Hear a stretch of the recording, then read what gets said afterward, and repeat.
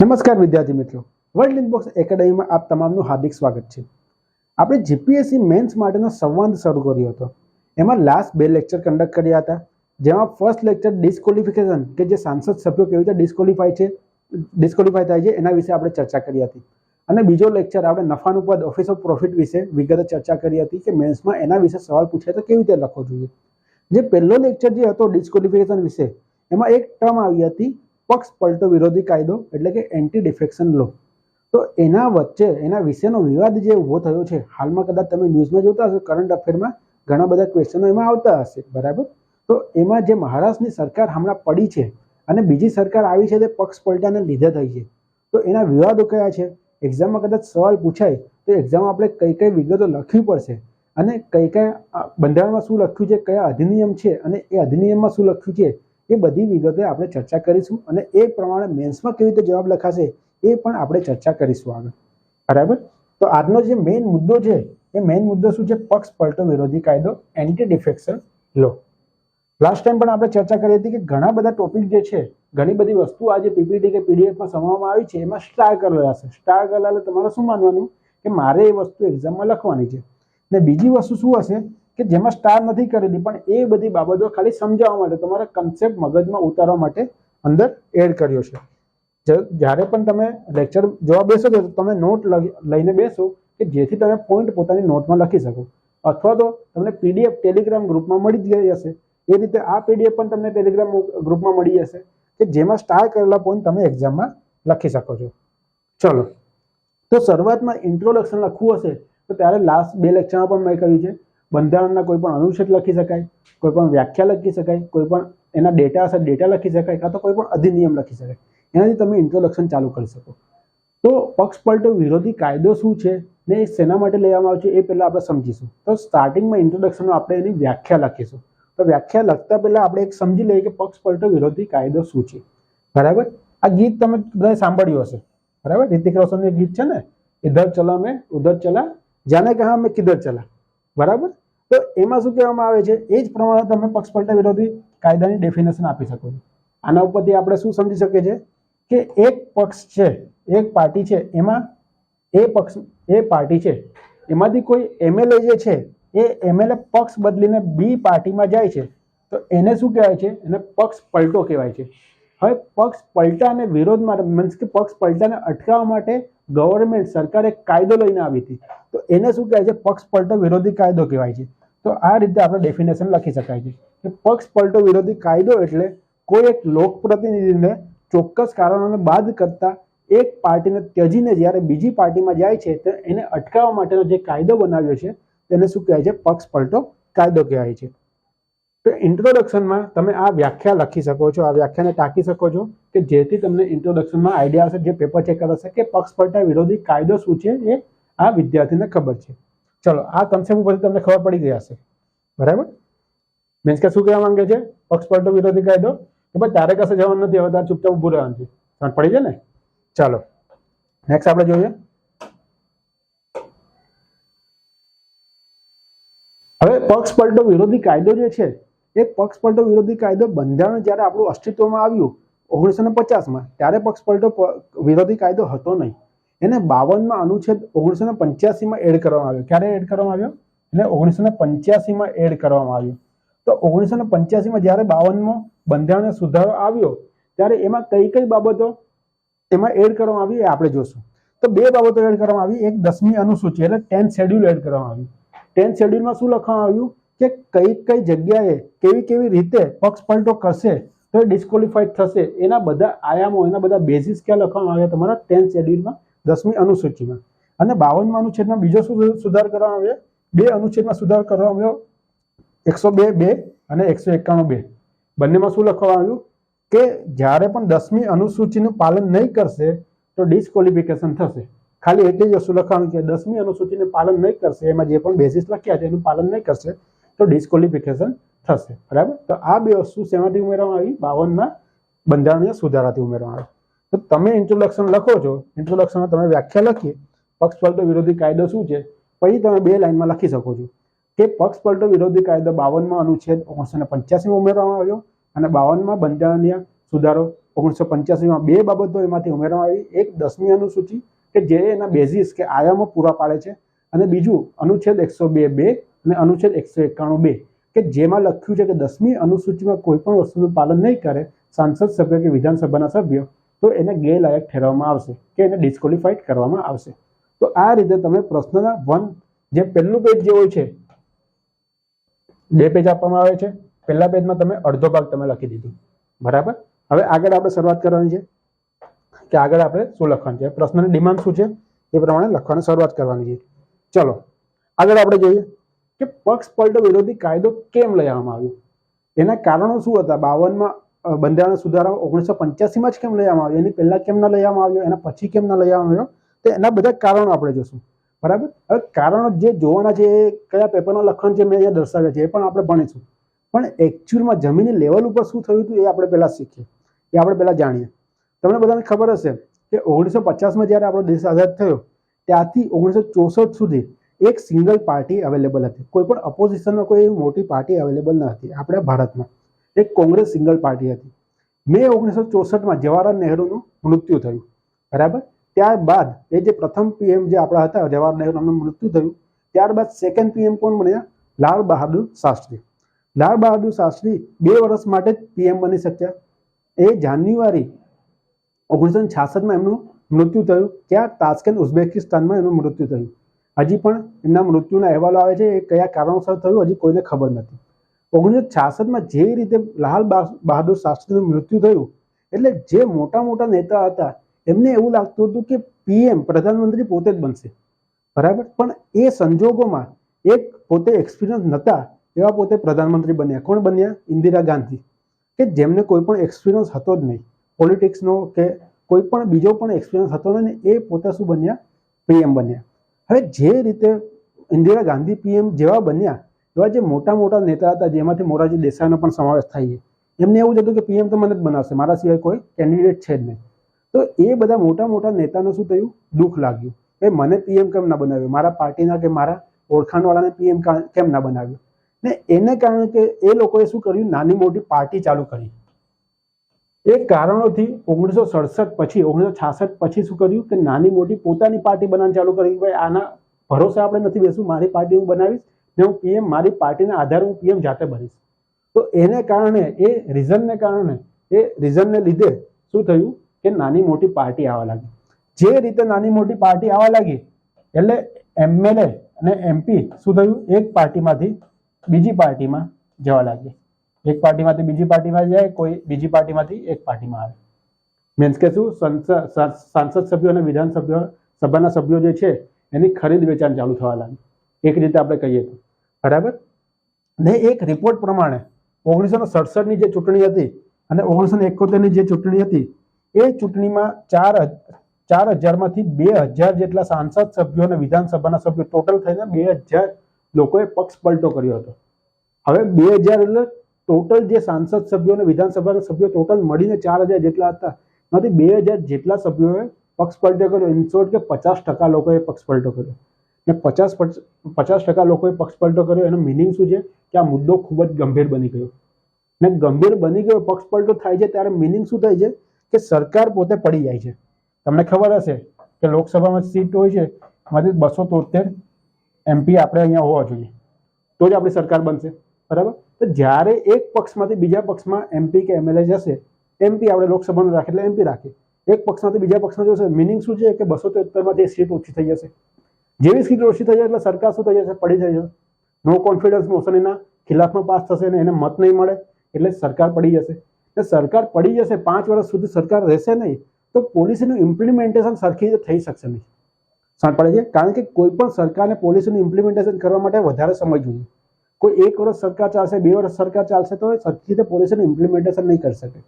તો 1970 પછીનો દોર એવો હતો કે જેમાં ઘણા બધા રાજ્યોની સરકાર જે હતી એ સ્થિર નથી, એ અસ્થિર બની ગઈ હતી કે 1 વર્ષ ચાલે, 2 વર્ષ ચાલે, કોઈ 3 વર્ષ ચાલે, કે જેને કારણે પોલિસી ઇમ્પ્લિમેન્ટેશન સરખું થતું ન હતું. હવે એ સમય પસાર થઈ ગયો. 1975માં શું આવ્યું? ઇમરજન્સી આવી. ઇમરજન્સીનો સમય પણ જતો રહ્યો. ને 1978માં ઘણી બધી નવી નવી પાર્ટી પણ બની. પછી તમને બધાને ખબર જ છે જેપીના કારણે ઇમરજન્સી બાદ ઘણી મોટી પાર્ટી પણ બની, બરાબર. એના પછી 1984નો ટાઈમ આવ્યો. 1984માં જૂન મહિનામાં ઓપરેશન બ્લુ સ્ટાર થયું હતું. ઓપરેશન બ્લુ સ્ટારમાં આતંકવાદી શું થયું હતું, ગોલ્ડન ટેમ્પલમાં ઘૂસી ગયા હતા અને ઇન્દિરા ગાંધીના ઓર્ડર થકી એમને ટેમ્પલની અંદર જઈને પછી ગોળી મારવામાં આવી. ટેમ્પલની અંદર જઈને ગોળી મારી એને લીધે શીખ સમુદાય જે હતો એની ભાવનાને દુભાવાઈ હતી. એમને દુઃખ લાગ્યું હતું કે ભાઈ ટેમ્પલની અંદર આવીને ગોળી મારી તો અમારા ધર્મને ખિલાફ છે. એને કારણે જે શીખ સમુદાયના એના જે બોડીગાર્ડ હતા ઇન્દિરા ગાંધીના, એમણે જ એમને હત્યા કરી હતી. બરાબર. તો 1984ના જૂનમાં ઓપરેશન બ્લુ થયું, એના 2 થી 3 મહિના બાદ ઇન્દિરા ગાંધીનું મૃત્યુ થયું, હત્યા થઈ અને એમનું મૃત્યુ થયું. હવે એ સમયગાળામાં રાજીવ ગાંધીની સરકાર બની રહી. ને રાજીવ ગાંધીની સરકારને એ ડર લાગવા લાગ્યો કે જે 1967 અને 1971માં જે બનાવ બન્યો હતો કે ઘણા બધા એમપી અમારી પાર્ટી છોડીને બીજી પાર્ટીમાં જોડાયા હતા, ને એ સેમ સિનારીઓ આ વખતે પણ ચાલતો હતો. કારણ કે 1978માં ઘણી બધી નવી નાની મોટી પાર્ટી આવી હતી ઇમરજન્સીના બાદમાં. તો ત્યારે રાજીવ ગાંધીને બીક લાગી હતી કે આ વખતે પણ અમારા એમપી કે અમારા એમએલએ જે રાજ્યમાં છે એ પણ પક્ષ પલટો કરીને બીજામાં જતા રહેશે તો અમારી સરકાર પડી જશે ને અમારી સરકાર વધારે ટકી નહીં શકે. એને કારણે શું કર્યું એમણે, 1985માં કાયદો લઈ આવવામાં આવ્યો, પક્ષ પલટો વિરોધી કાયદો, કે જો તમે પક્ષ પલટો કરશો તો તમે ગેરલાયક બની જશો, ડિસ્કોલિફાઈડ થઈ જશો. પડે કે જમીન લેવલે, ગ્રાઉન્ડ લેવલે આ બધી વિગતો થઈ હતી, આ બધી વસ્તુ થઈ હતી. પણ તમારે એક્ઝામમાં લખવું હોય કે કેમ લઈ આવવામાં આવ્યું તો આ 4 થી 5 વિગતો તમે લખી શકો. પડે છે ના 4 થી 5 વિગતો જે છે એ પણ સાચી જ છે. બરાબર. કે જ્યારે પણ સરકાર બને છે ત્યારે એને એક સ્થિરતા પ્રોવાઈડ કરે છે. જો ડિફેક્શન થશે, જો પક્ષ પલટો થશે તો એને સ્થિરતા નહીં મળે, ને પોલિસી ઇમ્પ્લિમેન્ટેશન સરખી રીતે નહીં કરી શકે. તો 52મો બંધારણનો સુધારો કેમ લઈ આવવામાં આવ્યો એ બાબત આપણે જોઈએ. તો તમે પણ એ એક્ઝામમાં જે અડધું પેજ ભર્યું હતું, અહીંયા અડધું પેજ તમે ભર્યું, પછી તમે અહીંયા નીચે લખી શકો છો કે ભાઈ પક્ષ પલટો વિરોધી કાયદો કેમ લઈ આવવામાં આવ્યો. બરાબર. એમાં 3 થી 4 મુદ્દા તમે લખી શકો છો. ચલો આગળ જોઈએ આપણે. તો આ રીતે તમે આ બધી બાબતને તમે 2 થી 3 લાઈનમાં પણ લખી શકો છો કે પક્ષ પલટો એ ભારતીય રાજકારણનો એક ગંભીર મુદ્દો બની ગયો હતો ને આયારામ ગયારામની સમસ્યા ઘણી ગંભીર બની ગઈ. આયારામ ગયારામ એટલે શું, મારી પાર્ટી છે ને એક બીજી પાર્ટી છે, એમએલએ કે એમપી હશે, એક દિવસ મારી પાર્ટીમાં હશે, એક દિવસ પેલાની પાર્ટી, કે આયારામ ગયારામ થઈ ગઈ. આપણે 1 મહિનો મારી પાર્ટીમાં, 1 મહિનો એની પાર્ટીમાં જતો રહેશે. તો એ સમસ્યા જે છે આયારામ ગયારામની સમસ્યા એ ખૂબ જ ગંભીર બની ગઈ હતી. ને ગંભીર બની ગઈ હતી એને કારણે 52માં બંધારણનો સુધારો લઈ આવવામાં આવ્યો. એના દ્વારા પક્ષ પલટા વિરોધી કાયદો લઈ આવવામાં આવ્યો. આ તમે એક્ઝામમાં લખી શકો છો. ચલો હવે સવાલ આવે છે કે પક્ષ પલટો વિરોધી કાયદો કોના માટે લાગુ થશે, કોના માટે લાગુ થશે અને કોના માટે લાગુ નહીં થાય. તો પેલું છે જે લોકસભાના સભ્યો હશે એના માટે લાગુ થશે, જે રાજ્યસભાના સભ્યો હશે એના માટે લાગુ થશે, એટલે કે સંસદના સભ્યો હશે એ બધા માટે લાગુ થશે. બરાબર. બીજું જે વિધાનસભાના સભ્યો હશે એના માટે પણ લાગુ થશે, વિધાન પરિષદના સભ્યો હશે એના માટે પણ લાગુ થશે. લોકસભાના જે પણ અધ્યક્ષ હશે, બરાબર, કે વિધાનસભાના અધ્યક્ષ હશે, વિધાન પરિષદના અધ્યક્ષ હશે એને પણ લાગુ પડશે. પણ રાજ્યસભાના જે અધ્યક્ષ હશે એને લાગુ નહીં પડે. કેમ લાગુ નહીં પડે? રાજ્યસભાના અધ્યક્ષ કોણ છે? ઉપરાષ્ટ્રપતિ છે. ને ઉપરાષ્ટ્રપતિને પોતાના પદ ઉપરથી કાઢવા માટે શેનામાં કહેવામાં આવ્યું છે? અનુચ્છેદ 66માં તેના પદ ઉપરથી કેવી રીતે કાઢાય? તો ઉપરાષ્ટ્રપતિને અલગથી જોગવાઈ કરેલી છે. એને કારણે પક્ષ પલટા વિરોધી કાયદામાં રાષ્ટ્રપતિ ઉપરાષ્ટ્રપતિ આવશે નહીં. બરાબર. એટલે કે રાજ્યસભાના સભાપતિ આવશે નહીં, ચેરમેન આવશે નહીં. સમજ પડે છે વસ્તુ? ચલો નેક્સ્ટ છે કે કેટલા પ્રકારના, આપણે દરેક પેલા જોઈ લઈએ કેટલા પ્રકારના લોકપ્રતિનિધિ હોય છે. બરાબર. એના પછી દરેક પ્રકારના લોકપ્રતિનિધિ માટે પક્ષ પલટા વિરોધી કાયદામાં શું લખ્યું છે આપણે જોશું. બરાબર. તો ટોટલ 3 પ્રકારના લોકપ્રતિનિધિ હોય છે. પહેલું કે પાર્ટીની ટિકિટ મેળવીને જીતેલા સભ્યો. આપણે અહીંયા ઉદાહરણમાં રાઘવ ચડ્ડાનું લીધું છે. રાઘવ ચડ્ડા કોના છે? એમપી, હમણાં આમ આદમી પાર્ટીના એમપી છે, કે આમ આદમી પાર્ટી જે છે એની ટિકિટ લીધી છે ને એની ટિકિટ લઈને જીત્યા છે. બીજું કે જે નિમણૂક પામેલા જે હશે, નિમણૂક પામેલા શેમાં લખ્યું છે તમારું? અનુચ્છેદ 89માં રાજ્યસભાની રચનામાં લખ્યું છે. સોરી, અનુચ્છેદ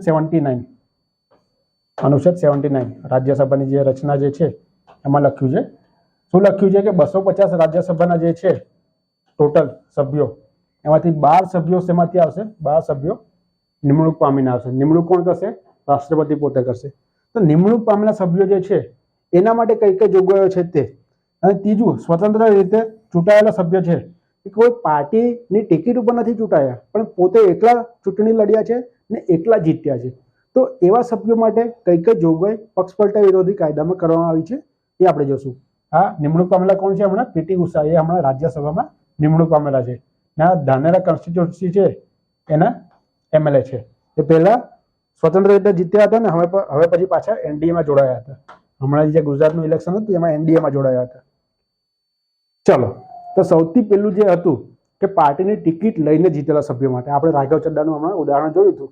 તો પાર્ટીની ટિકિટ લીધેલા સભ્યો માટે પક્ષપલટા વિરોધી કાયદામાં શું લખ્યું છે એ આપણે જોશું.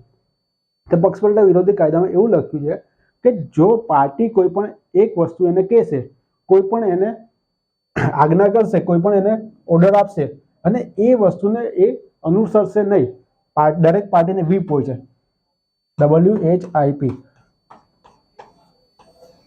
વ્હીપ શું કામ કરે છે? વ્હીપ એ કામ કરે છે કે પાર્ટીનું અટેન્ડન્સ લે છે, બરાબર. એના સિવાય પાર્ટી કોઈ ઓર્ડર આપે છે તો એ બધા MP કે MLA સુધી પહોંચાડવાનું કામ વ્હીપ કરે છે. એના સિવાયની જે પાર્ટીને લગતા બધા કામ છે એ બધા કામ પણ કોણ કરે છે? વ્હીપ કરે છે. વ્હીપનો બંધારણમાં ઉલ્લેખ નથી, લોકસભાનું જે કાયદાની બુક આવે છે એમાં વ્હીપનો ઉલ્લેખ છે, બરાબર.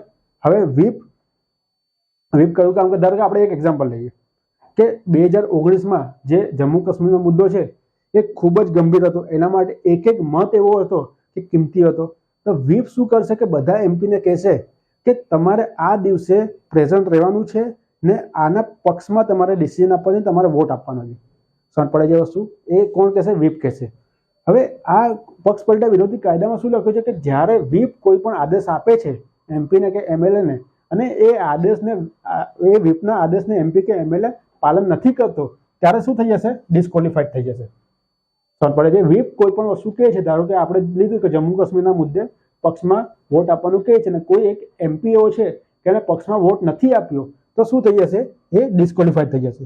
પણ એમાં એક અપવાદ છે, બે અપવાદ છે. એક અપવાદ શું છે કે કદાચ ડિસ્કોલિફાઈ થઈ, એનો માન્યું નહીં, વ્હીપનું માન્યું નહીં, પણ 15 દિવસની અંદર માફી માંગી લેશે, 15 દિવસની અંદર માફી માંગી લેશે અને એ પાર્ટી છે એ પાર્ટી એને માફ કરી દેશે તો એ ડિસ્કોલિફાઈડ નહીં થાય. બીજી વસ્તુ શું કે પાર્ટીમાંથી વિલીનીકરણ થયું હોય, આપણે આગળ જોશું બે શબ્દ, વિભાજન શું છે અને વિલીનીકરણ શું છે, આપણે આગળ ડિટેલમાં જોશું. તો પાર્ટીમાંથી વિલીનીકરણ થયું હશે તો એ ડિસ્કોલિફાઈડ ગણાશે નહીં, બરાબર. તો બે અપવાદ છે પેલા પાર્ટીના સભ્યો માટે, પાર્ટીની ટિકિટ લઈને ચૂંટાયેલા સભ્યો માટે. પહેલા તો વ્હીપ કહેશે, એનો આદેશનું પાલન નહીં કરશે તો ડિસ્કોલિફાઈડ થઈ જાય. પણ એમાં બે અપવાદ છે કે 15 દિવસની અંદર માફી માંગીને પાર્ટીએ માફી આપી દીધી તો ડિસ્કોલિફાઈડ નહીં થાય. અને બીજી વસ્તુ કે વિલીનીકરણ થશે તો ડિસ્કોલિફાઈડ નહીં થશે. વિલીનીકરણનો મતલબ અર્થ આપણે આગળ સમજીશું.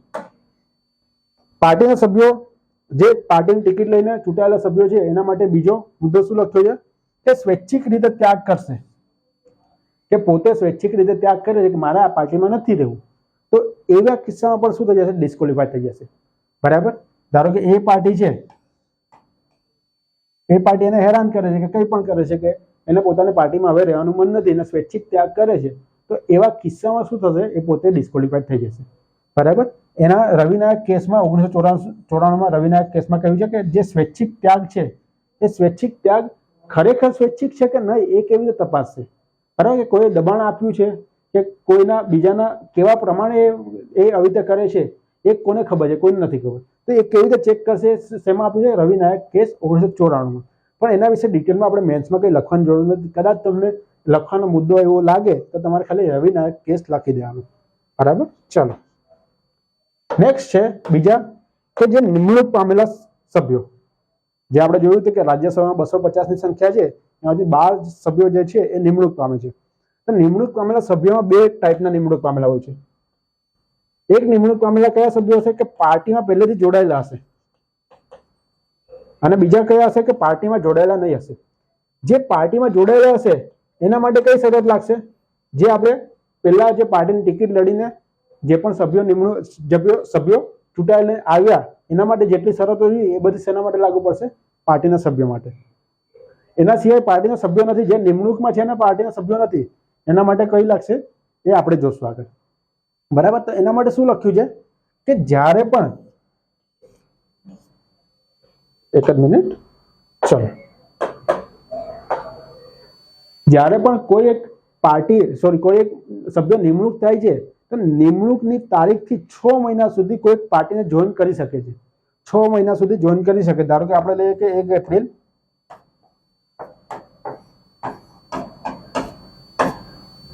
2023 એની નિમણૂક થઈ છે, બરાબર. ચોથા મહિનામાં એની નિમણૂક થઈ છે. મિનિંગ શું કે 10મા મહિના સુધી 1 ઓક્ટોબર 2023 સુધી એ કોઈ પણ પાર્ટીને જોઈન કરી શકે છે. 2 ઓક્ટોબરથી એ કદાચ કોઈ પાર્ટીને જોઈન કરશે તો શું કહે છે, પક્ષ પલટો ગણાશે અને પક્ષ પલટાના આધારે ડિસ્કોલિફાઈડ થશે. સમજ પડે છે? 6 મહિના સુધી એનો ટાઈમ આપે તમે કોઈ પણ પાર્ટીને જોડાવવાનું તમે, પણ 6 મહિના પછી તમે કોઈ પણ પાર્ટીને જોડાશો તો શું થઈ જશે, ડિસ્કોલિફિકેશન થઈ જશે. ચલો, બીજા સદસ્યની આપણે વાત કરી લીધી.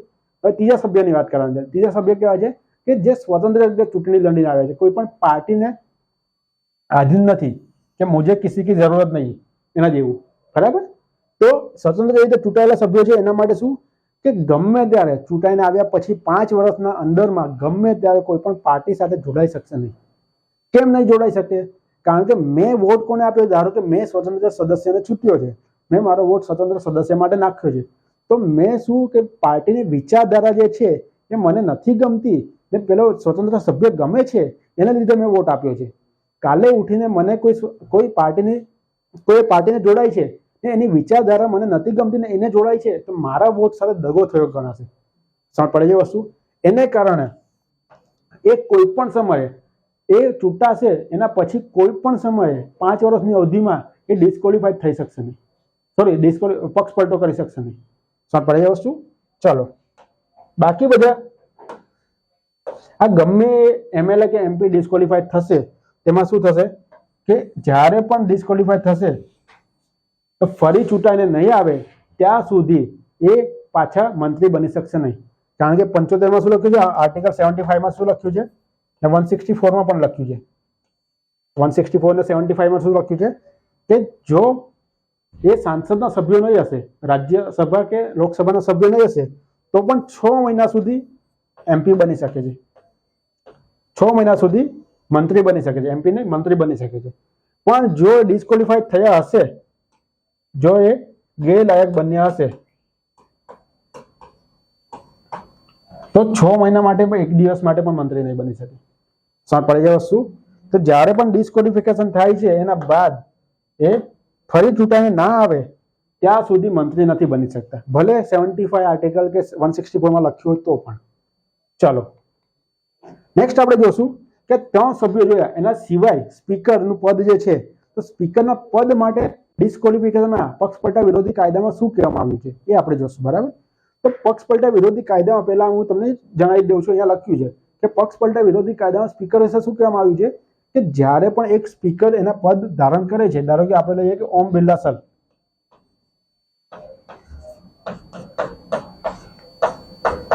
આપણે સ્પીકર પદ ક્યારે ધારણ કર્યું? 2019ની ચૂંટણી બાદ. 2019ની ચૂંટણી જે હતી એના બાદમાં એમણે સ્પીકર પદ ધારણ કર્યું છે. હવે એ એક પક્ષમાંથી લડ્યા હશે, ધારો કે ઓમ બિરલા સર એનડીએ પાર્ટીમાંથી લડ્યા છે ને એમાંથી ઇલેક્શન જીતીને બાદમાં સંસદમાં આવ્યા છે. તો એક પાર્ટીમાંથી લડ્યા છે તો એ પાર્ટીને છોડવી કે નહીં છોડવી એ એના પોતાનું મન કહે છે કે ભાઈ મારે છોડવી છે તો મારું મન, મારે નથી છોડવી તો પણ મારું મન. મીન્સ કે એની પાસે 2 ઓપ્શન છે કે છોડી પણ શકે છે પાર્ટીને અને નહીં પણ છોડી શકે.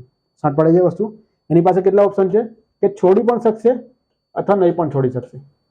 કદાચ પાર્ટીને છોડે છે, કદાચ એ પાર્ટીને છોડે છે તો એને 5 વર્ષની ટર્મ જે હોય છે એ 5 વર્ષની ટર્મમાં કોઈ પણ પાર્ટીને પાછું જોઈન નથી કરી શકતા.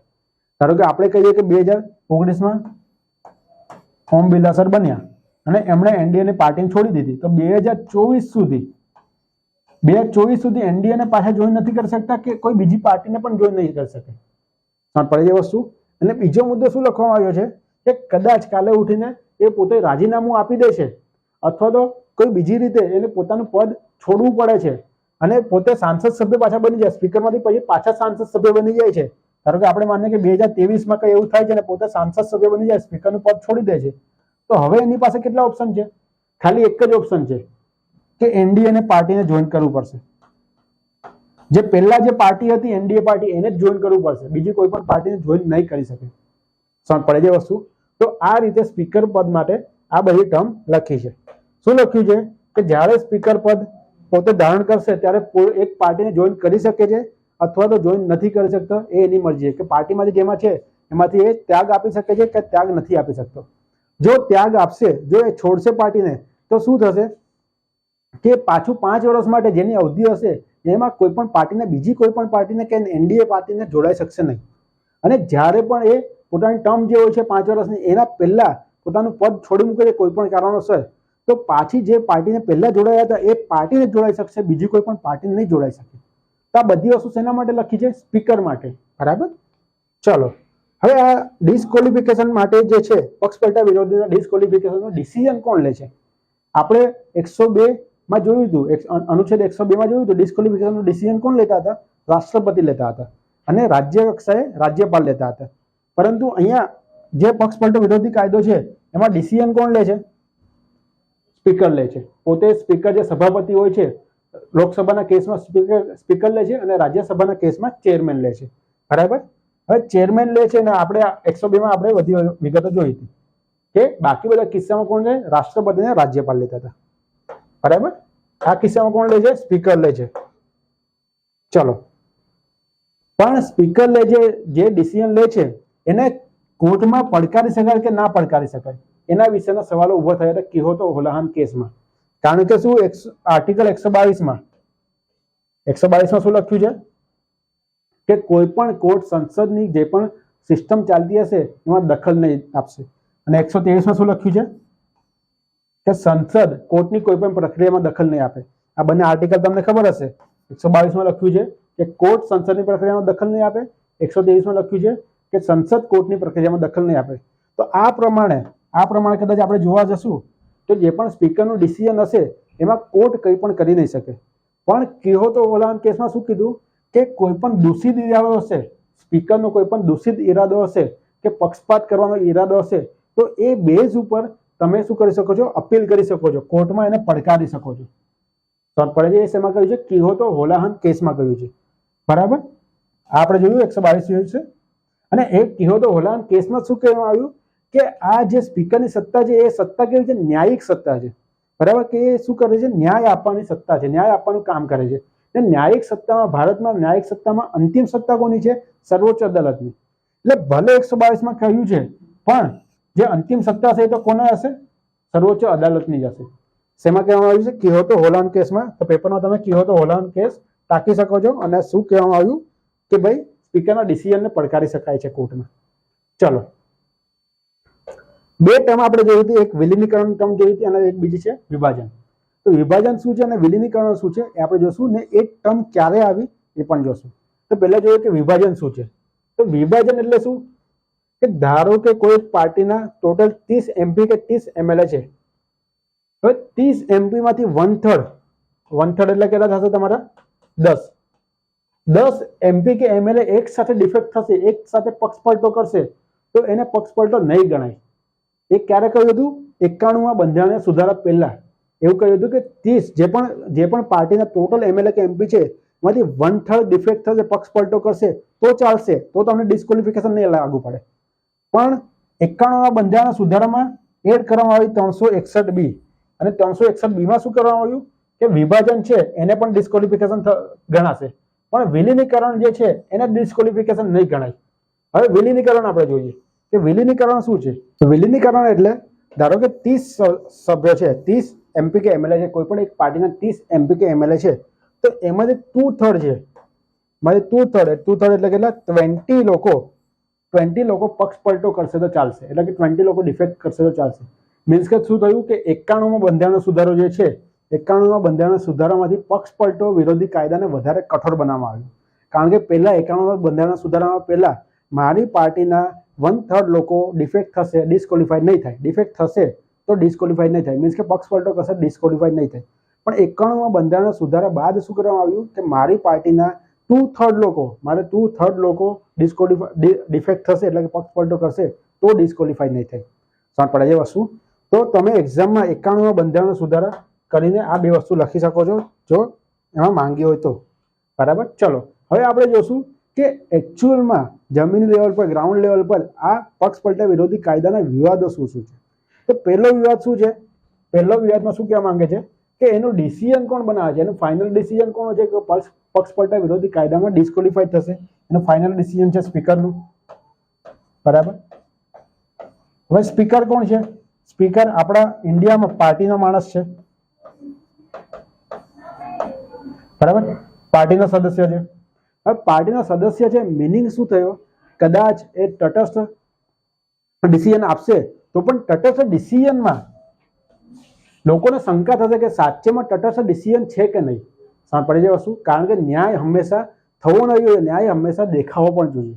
તો કદાચ કાલે ઉઠીને સ્પીકરે કોઈ ડિસિઝન એવું આપ્યું છે કે જે ખરેખરમાં તટસ્થ છે, તો પણ લોકોને શું લાગશે કે આ ખરેખર તટસ્થ છે, લોકોને શંકા થશે. બરાબર. તો સ્પીકરનું પદ જે છે એ સ્પીકરનું પદ ઘણું ડિબેટેબલ છે આ કિસ્સામાં. તો એમાં નિષ્ણાંતો શું કહે છે? નિષ્ણાંતો એવી રીતે કહે છે કે 102 અનુચ્છેદ 102 અને 191માં જે રીતે રાષ્ટ્રપતિ અને રાજ્યપાલને બધા સત્તાઓ આપી છે એ રીતે પક્ષ પલટા વિરોધીમાં પણ સત્તા કોને આપી દો? રાષ્ટ્રપતિ અને રાજ્યપાલને જ આપી દો. સમજ છે? બીજી ડિબેટ શું છે? બીજી ડિબેટમાં કહેવામાં આવ્યું છે કે જે લોક પ્રતિનિધિ છે એની વાણી સ્વતંત્રતા જોખમમાં મુકાય છે. કેમ વાણી સ્વતંત્રતા જોખમમાં મુકાય છે? કારણ કે વ્હીપ જેમ કહેશે એ વ્હીપને અનુસરવું પડશે. કાલે ઉઠીને કદાચ એવો કોઈ પણ બિલ આવ્યું છે કે ખરેખર જમીની લેવલે એને ઇમ્પ્લિમેન્ટેશન કરવામાં આવશે તો એના ઘણા બધા નેગેટિવ ઇમ્પેક્ટ થશે ને એના માટે એ પાર્ટીનો સદસ્ય, એ પાર્ટીનો એમએલએ કે એમપી એને બોલવા માંગે છે પણ એ બોલી નથી શકતો. કેમ? કારણ કે જો બોલશે તો ડિસ્કોલિફાઈ થઈ જશે. એ પક્ષ પલટા વિરોધી કાયદાના આધારે એ શું થઈ જશે? ડિસ્કોલિફાઈ થઈ જશે. સમજ પડે છે? તો એની વાણી સ્વતંત્રતા છે એ પણ જોખમમાં મુકાય છે. એના સિવાય વર્તમાનનો પક્ષ પલટો વિરોધી જે કાયદો જે છે એ જે પણ પાર્ટી શાસનમાં હશે એના પક્ષમાં વધારે છે. બરાબર. કદાચ આ તમે આ વાક્ય ના લખી શકો કારણ કે આ વાક્ય કોઈ પણ પક્ષ કે વિપક્ષને અનુસરીને છે, પણ આ બે વાક્ય તમે લખી શકો કે આના વિવાદો હમણાં કયા કયા ચાલે છે.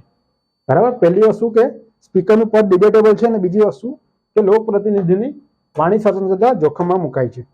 ચલો next, final nail in the coffin, conclusion આપણે કરીએ. તો કન્ક્લુઝનમાં શું લખી શકાય છે કે પક્ષ પલટા વિરોધ કાયદામાં થોડી ઘણી ક્ષતિ છે. થોડી ઘણી ક્ષતિ છે આપણે જોયું, સ્પીકરનું પદ અને વાણી સ્વતંત્રતા. એના સિવાય થોડી ઘણી ક્ષતિ હોવા છતાં પણ રાજનીતિમાં એ મોટા બદલાવો લાવી છે. કારણ કે 1985 પહેલા શું થતું હતું કે સરકાર છે, સરકાર સ્થિર રહી નથી શકતી હતી, પોલિસી ઇમ્પ્લિમેન્ટેશન સરખી રીતે કરી નથી શકતી. તો પક્ષ પલટા વિરોધી કાયદો આવ્યો એટલે શું કે પોતાની જે સરકાર બને છે એ વધારે લાંબો સમય સુધી ટકી શકે છે અને પોલિસી ઇમ્પ્લિમેન્ટેશન સારી રીતે કરી શકે. તો એમાં ક્ષતિ તો છે, પણ ક્ષતિ હોવા છતાં રાજનીતિમાં એક મોટો બદલાવ આવ્યો છે અને એના કારણે સરકારને સ્થિરતા મળી છે. જે સ્થિરતા મળી છે એના કારણે પોલિસી ઇમ્પ્લિમેન્ટેશન સરખી રહ્યા છે. અને લાસ્ટમાં લખવાનું કે આ ક્ષતિ જે છે એને ભવિષ્યમાં આપણે દૂર કરીશું અને એક આદર્શ પક્ષ પલટો વિરોધી કાયદો આપણે બનાવશું. સમજ પડે છે વસ્તુ? તો આ રીતે તમે કન્ક્લુઝન તમારે કરવાનું છે અને પ્રશ્નનો અંત તમારે લઈ આવવાનો છે. બરાબર. તો આ લેક્ચરમાં તમને બધાને સમજ પડી હશે. નેક્સ્ટ લેક્ચરમાં આપણે બંધારણને અનુરૂપ 3 મુદ્દાઓ જોયા: ડિસ્કોલિફિકેશન વિશે, નફાના પદ વિશે અને આજે આપણે પક્ષ પલટો વિરોધી કાયદો જોયો. નેક્સ્ટ લેક્ચરમાં આપણે નીતિશાસ્ત્રના અલગ અલગ ક્વેશ્ચન ઉઠાવશું અને ત્યારબાદ જાહેર વહીવટના ક્વેશ્ચન ઉઠાવશું અને એના વિશે ડિટેલમાં આપણે જાણીશું. તમને બધાને આ લેક્ચરમાં સમજ પડી હશે અને કદાચ આ ક્વેશ્ચન પૂછાશે મેન્સ એક્ઝામમાં તો તમે બહુ સારી રીતે લખી શકશો અને બહુ સારા એવા માર્ક્સ મેળવી શકશો એવી આશા રાખું છું. આ સિરીઝ આગળ ને આગળ આપણે ધપાવતા રહીશું અને નવા નવા મુદ્દા લઈને આવતા રહીશું. ધન્યવાદ. જય હિન્દ.